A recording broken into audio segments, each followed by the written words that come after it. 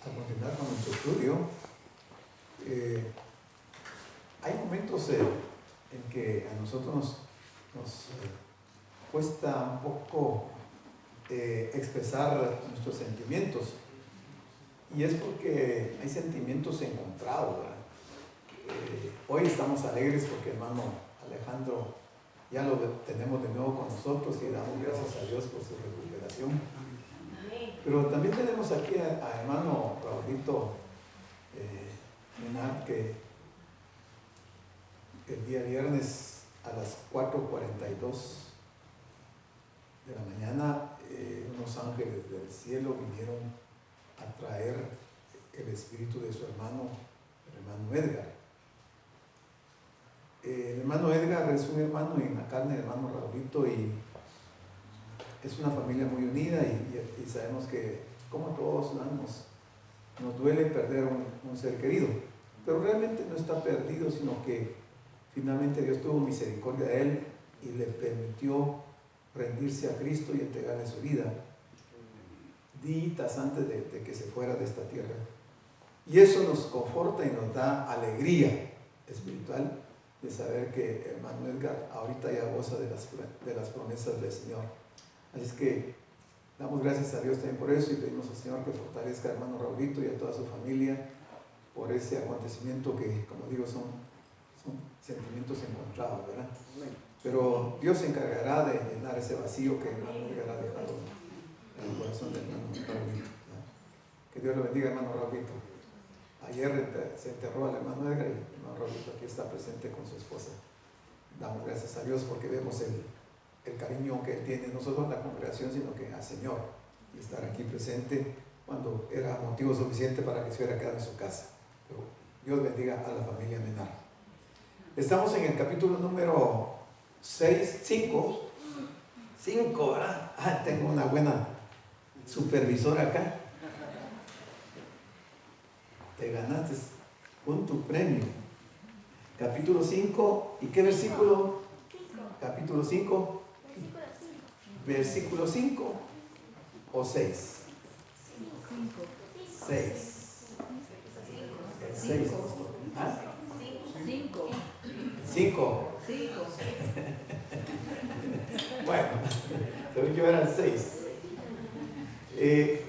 En este capítulo 5 del libro de Apocalipsis vamos a encontrar 3 cantos y se marcan muy bien ahí. Recordemos que Juan está en el cielo, ha entrado por la puerta, ha visto el trono de Dios, ve a Dios, ve a los 4 seres vivientes, ve a los 24 ancianos, que aquí en este capítulo va a ver al Cordero de Dios, y ve al Padre que está sentado en su trono, que tiene en su mano derecha un libro, un rollo, y se lo va a entregar al Cordero. Y un ángel pregona que quién es digno de tomar el libro y de abrir sus sellos. Nadie pudo decir que podía hacerlo, y eso provoca que Juan empiece a llorar muy amargamente, y uno de los ancianos le dice que no llore, porque ahí está el Cordero que puede tomar ese libro y romper los sellos. Eso provoca una adoración en el cielo, en la tierra y en todo lugar. Y entonces se marca muy bien los 3 grupos de adoración al Señor en este capítulo 5. Si nos damos cuenta, los juicios no empiezan sin que antes Dios sea adorado. Y entonces el versículo número 5 nos dice: y uno de los ancianos me dijo, no llores, he aquí el león de la tribu de Judá, la raíz de David, ha vencido para abrir el libro y desatar sus 7 sellos. Sí, 7 sellos. Los ancianos, en este caso podemos ver que poseen, ya dijimos quiénes eran los ancianos, ¿verdad? ¿Quiénes eran los ancianos? ¿A quiénes representaban? Vamos a ver. ¿A quiénes representan los 24 ancianos? A las 12 tribus y a los 12 apóstoles. Y los apóstoles son representantes de la iglesia y las 12 tribus representantes de Israel, del pueblo de Dios. Están las dos entidades representadas ahí, el pueblo judío y los gentiles por medio de los apóstoles. Entonces estos ancianos tienen una iluminación espiritual extraordinaria, la cual les permite identificar la representación de la iglesia. Desen cuenta que los juicios no han iniciado, los sellos no se han empezado a romper y la iglesia ya está en el cielo. Ya se ve ahí. El león de la tribu de Judá no es más que uno de los títulos antiguos con los cuales se designó al Mesías, el león de la tribu de Judá. Alude a la ferocidad y fortaleza que apenas se vislumbraron en su primera venida, pero no aparecen en su plenitud hasta el momento que aquí se anticipa. Sin embargo, él era ya el león de la tribu de Judá. Y sabemos que un león es sumamente fuerte, feroz y con mucha fortaleza. Se le llama la raíz de David, que es otro título mesiánico que anticipa el hecho de que él, Señor, fue un descendiente del rey David, quien con fuerza demoledora forzará a los malvados de la tierra a sucumbir ante su autoridad. Todo este es un escenario preparativo de los juicios y se están dando todas las circunstancias y los personajes que van a participar y los acontecimientos previos a ese momento. Entonces el versículo 6 dice Juan, y miré y vi que en medio del trono y de los 4 seres vivientes y en medio de los ancianos estaba en pie un cordero. Okay. Este es el trono, 4 seres vivientes, 24 ancianos, millones de ángeles. Y Juan dice que ve en medio a un cordero. Los ve en medio de los 4 seres vivientes, pero en medio de los ancianos estaba el cordero. Y era muy notorio, y Juan queda impactado, queda impresionado, porque la presencia del cordero hace que su vista se fije en él. Juan no se pone a ver nada más que al cordero que está ahí. Y era un cordero como inmolado, que tenía 7 cuernos y 7 ojos. Un cordero con 7 cuernos y 7 ojos. El número 7 es el número de la plenitud. ¿Qué representan los cuernos?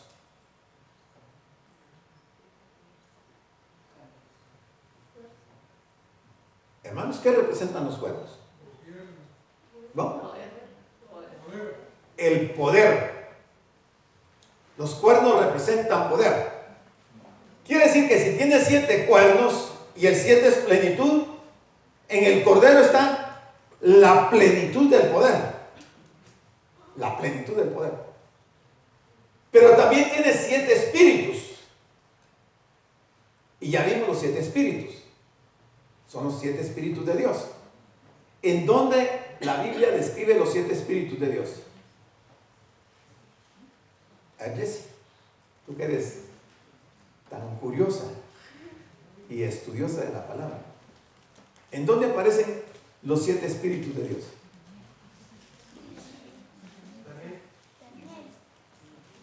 Isaías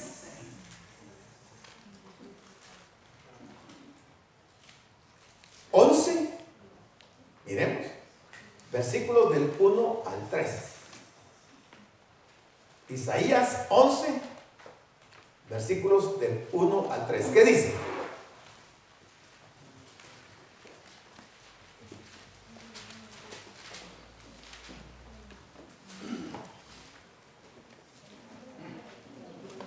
¿Qué dice?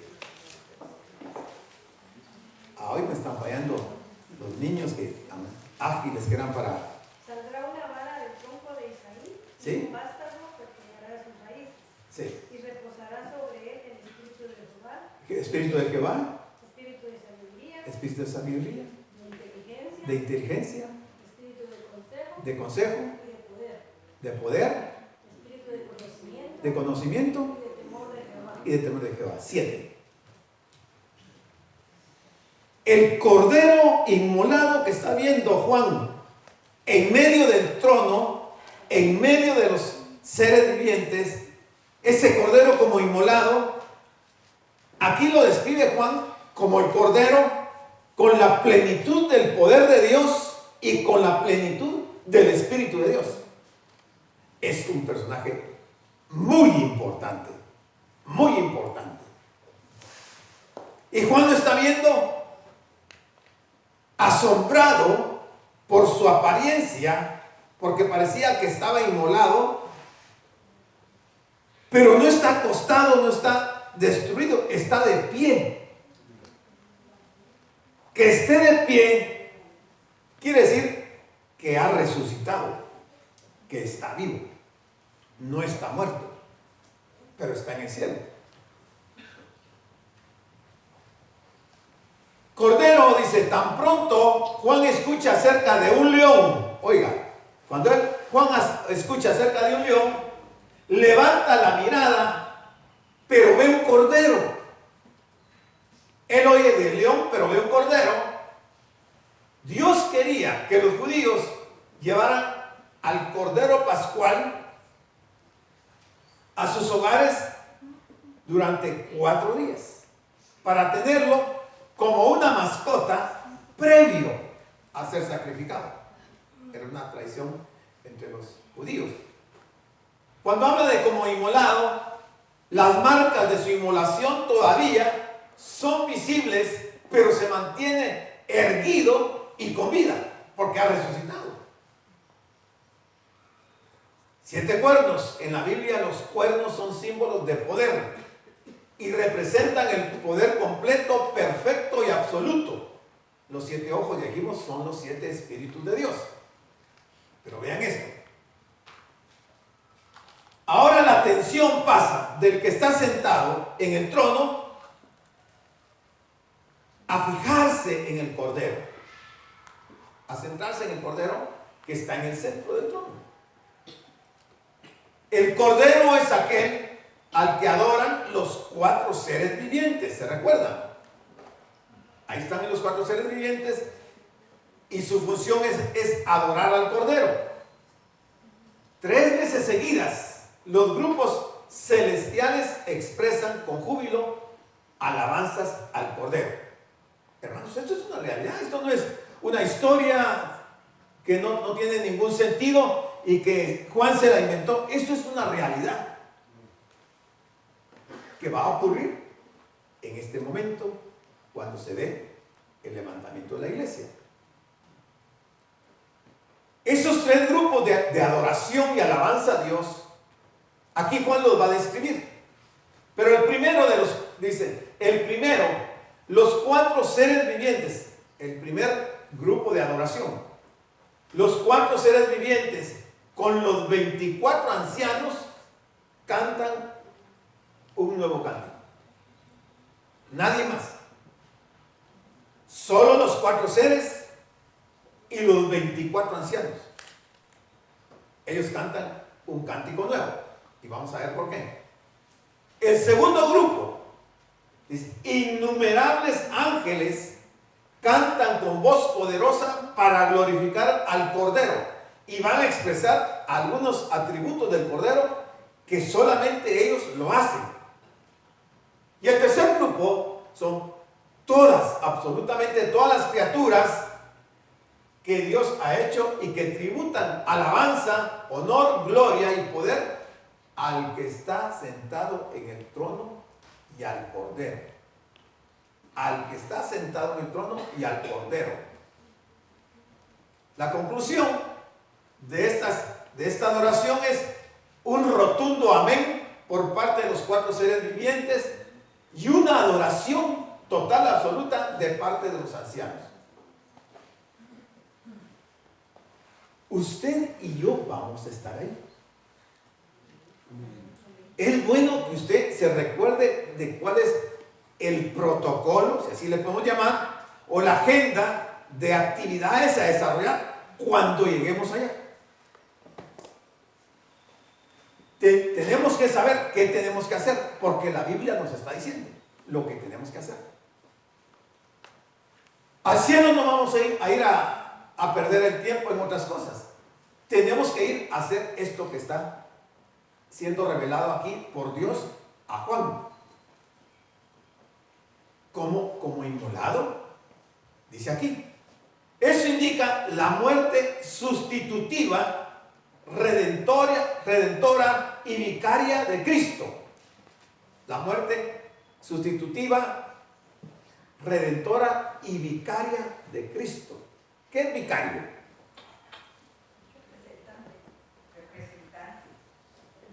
Alguien que representa a otra persona o a otras personas, ¿verdad? Entonces Cristo nos representó a nosotros en el juicio. Él llevó el castigo de nuestra paz. Y el énfasis se da al hecho de que Él, o sea el Señor, fue inmolado con suma violencia.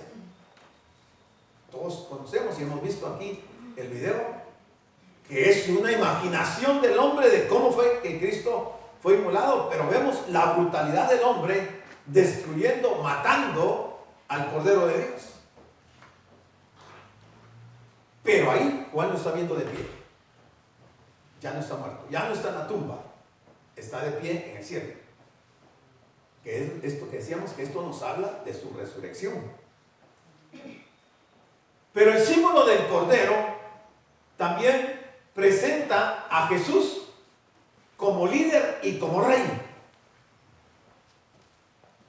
donde Él es entronizado y está sentado en el trono de Dios. Y ahí están las citas bíblicas de Apocalipsis 7:17 y 22, 1 y 3. Como el Cordero ocupa el trono y expresa su ira contra todos sus enemigos, según lo vamos a ver en el capítulo 6, versículo 16. Tanto el Padre como el Hijo encargan al Espíritu Santo que vaya por toda la tierra. Recuérdense que el Espíritu de Dios y los ojos de Dios, los 7 ojos, dice que recorren toda la tierra. De hecho, Jesús comisiona al Espíritu Santo para que realice la obra de dar a conocer al Hijo de Dios, el Espíritu Santo. Si el Espíritu Santo no hubiera trabajado en nuestras vidas, nosotros no estuviéramos hoy acá. Fue la intervención del Espíritu que nos redarguyó y nos hizo venir a los pies de Cristo. Obviamente, como dice la Biblia, que nadie viene al Hijo si el Padre no lo trae. Entonces, el Padre ya nos había visto, nos seleccionó, nos predestinó, y el Espíritu se encargó de ejecutar esa voluntad del Padre y vino a nuestras vidas y nos trajo a Cristo. Y aquí estamos, y aquí estaremos siempre a los pies del Hijo de Dios. Y también le comisionó su mensaje de redención en todas partes del mundo. O sea, si alguna persona está predicando en algún lugar del mundo, no es más ni menos que por la intervención del Espíritu Santo. Si el Espíritu Santo no obrara en nuestras vidas, ninguno podríamos hacer absolutamente nada. Nadie estaríamos interesados en hablar de Cristo, en hablar de la palabra de Dios, sino es porque el Espíritu está dentro de nosotros y nos impulsa a hablar de Cristo, a llevar el mensaje de Cristo. Versículo 7 dice: y vino el Cordero, y vino y tomó el libro de la mano derecha del que estaba sentado en el trono. Estaba sentado en el trono, no estaba parado. Que el Padre esté sentado en el trono con el libro en sus manos es que ha llegado el momento del juicio universal. Cuando un juez entra a la sala de audiencias para desarrollar un juicio de alguna persona que ha sido acusada, el juez entra. Al entrar a la sala, todos se ponen de pie. El juez se sienta y en ese momento empieza el juicio. Entonces, el Padre ya está en posición de iniciar el juicio. El Cordero llega, toma el libro, el rollo, para romper los sellos y empezar a ejecutar ese juicio. Pero la iglesia está ahí. Los 24 ancianos están ahí. Los 4 seres vivientes están ahí. Y van a dar inicio a los juicios. O sea, la iglesia no va a estar en la gran tribulación. Si no nos hubiera estado ahí, Juan no los hubiera visto. Pero no es por gusto que Juan está dando estos detalles para darnos la certeza, hermanos, de que verdaderamente nosotros no vamos a estar pasando aquí en la tierra los 21 juicios, sino que estaremos allá en la presencia de Dios. El Cordero fue hacia Dios, que estaba sentado en el trono, se acercó al trono de donde estaba de pie entre los 4 seres vivientes y los ancianos, y de la diestra de Dios tomó el rollo, el Cordero, dando a entender que Dios le confía al Cordero la autoridad de convertir en realidad el contenido del libro. Él es el ejecutor de esos juicios. El Cordero recibe el poder de romper los sellos y de abrir el rollo. Y recuérdense que se había pregonado a él quién era digno de tomar el libro y ninguno, ni en el cielo, ni en la tierra, ni debajo de la tierra. Pero el Cordero sí. Y lo toma en este momento, ya lo toma. El Cordero ocupa el lugar central de todos los decretos de Dios. Porque solamente Él es digno y capaz de romper los sellos y de abrir el rollo. Solo Él. Nada sucede al margen del Cordero. Nada. Porque tanto la creación como la redención comienzan y concluyen con el Cordero, con el Hijo de Dios. Y por último, la palabra del Cordero no debería tomarse en forma literal. La palabra Cordero no debería tomarse en forma literal, sino simbólica. Porque él realmente no es un cordero, un corderito, un animalito. Es una representación de las características que tiene un cordero por los cuales se tomó como ejemplo para sacrificar en el templo. El cordero muy humilde, muy manso, al momento de estar siendo sacrificado, no presenta oposición,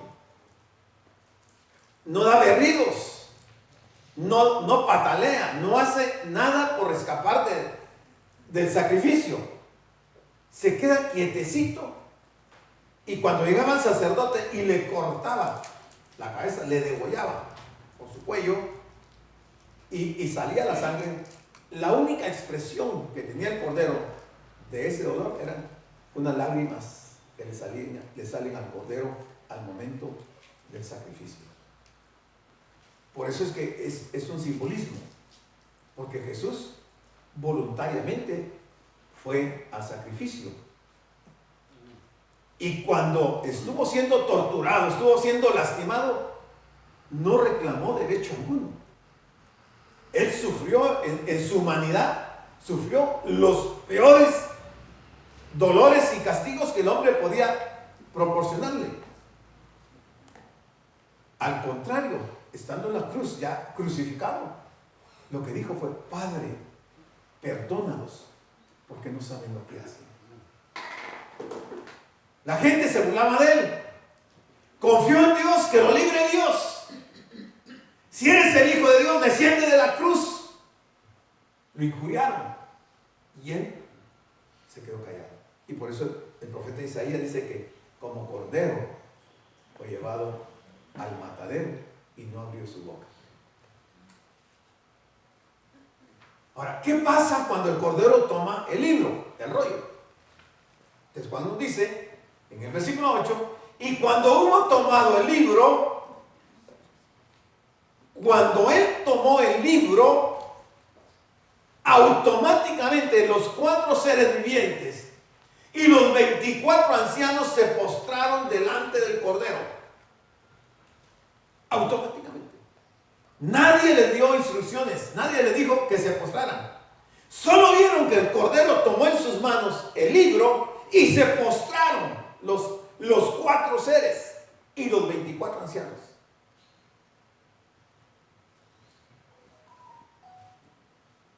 Se postraron delante del cordero y Juan dice que los vio, que todos tenían arpas y tenían copas de oro llenas de incienso. Copas de oro llenas de incienso y tenían arpas. Ese incienso que estaba en las copas que tenían los 24 ancianos, Juan dice que son las oraciones de los santos. O sea, la iglesia es la portadora de ese incienso delante del Cordero, en el cielo, estando presente el Padre, los seres vivientes y la multitud de ángeles. Y la iglesia tiene esas copas, y así lo describe Juan. La única persona en el universo entero que es digna y capaz de tomar el rollo de la mano de Dios es el Cordero. Nadie más. Y cuando lo toma y supuestamente rompe los sellos para abrirlo, los 4 seres vivientes y los 24 ancianos, como representantes del mundo angélico y de la humanidad redimida, se postran en adoración al Cordero. O sea, ellos no están pensando hacer nada más que adorar al Cordero. Y aquí es donde va a surgir el primer canto que se da en este capítulo 5. Los ángeles y ancianos cantan su cántico acompañados de arpas. Arpas que no tienen los ángeles, sino los ancianos. Solo los ancianos. Y vamos a ver por qué.